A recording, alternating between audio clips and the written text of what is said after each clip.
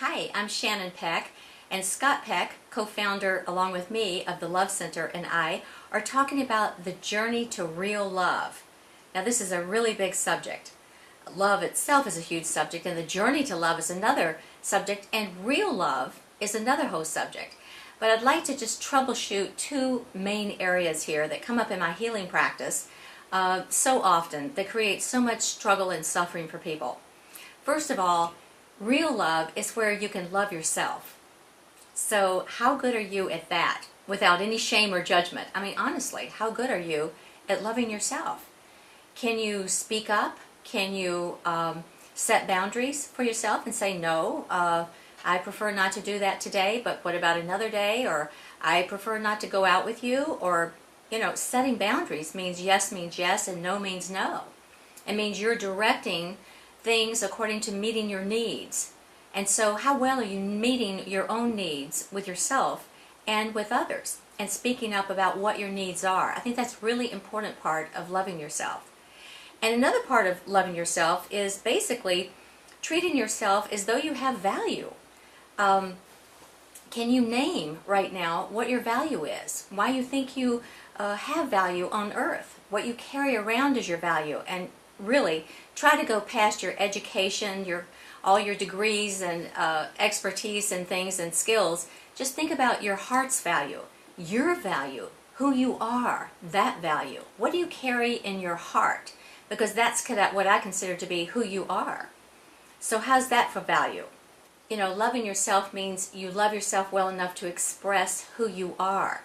Regardless if you're in the midst of meeting the President of the United States, or an important meeting, or people that you consider very important or very beautiful or very whatever, rich or anything else, can you hold your own ground and be in your own energy field and be natural and normal because you're loving yourself and you're good enough to be there and you're good enough to state who you are and just be natural and normal? So this is the kind of worth and value that you carry about yourself into the world, and you do it first in your own inner self, and then you take it out into the world where it's very tested and try to hold that ground of your own inner worth and value. And that's what I think it means to love yourself, without judgment, without being ashamed and embarrassed and all the stuff we do ourselves. We listen to the inner talk about being inadequate and all of that. Can you be who you truly are and hold that value in the world and shun out and negate that negativity that tends to crop in? Because if you can do that, you'll get stronger and stronger in yourself, and you will attract to you at the same level that you're holding it. And that's tremendous power right there. Okay, so that's real love for yourself. The second part I want to talk to you about is real love versus unreal love within relationships.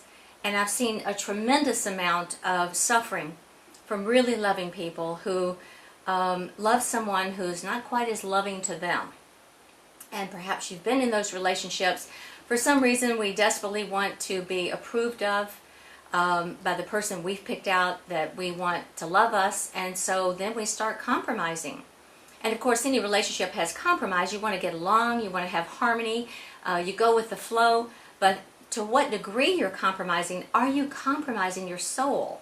Are you compromising how you're being treated by someone? Because I can tell you, you can tell immediately how you're being loved, how well you're being loved, by how someone's treating you and how you feel after you've been with them. Do you feel that you've been ignored? Do you feel that your needs are being ignored? Do you feel that you're receiving attention from this person or these people, friends or lovers? Do you feel dominated or controlled? Be honest. Do you really? We're so easily manipulated and won over when we want to be loved.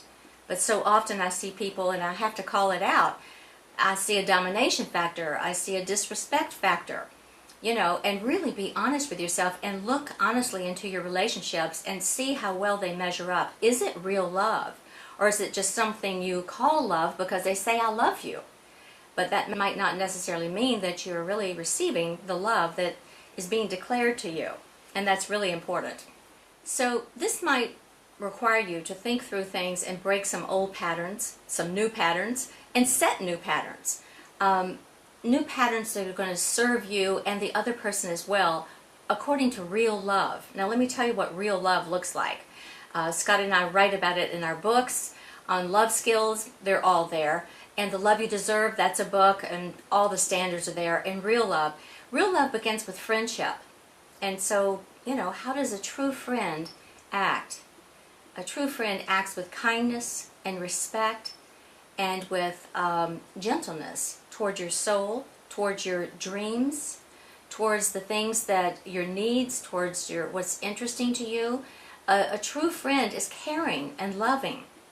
And that's the kind of friend you want to be, and that's the kind of friend you want to have. And let me tell you, that is real love. That's the love worth getting up in the morning for. It's gorgeous, and it fills the heart, and it fills the soul. It fills life with such joy. It's so beautiful to have real love engaged. It takes two people for that in a relationship. I think that real love means that this love mate or friend is truly interested enough in you to know what you're interested in. What are your dreams? Your good friend should be able to tell you and know intimately what your dreams are. And you should be able to tell what your good friend's dreams are too, and be able to enunciate that well so that they're nodding their head saying, yeah, that's it. Because when we share our dreams, the last thing we need is judgment. The last thing we need is someone laughing. I mean, that wouldn't be real love, would it?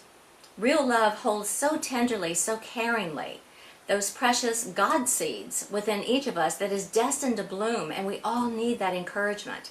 That's what real love is.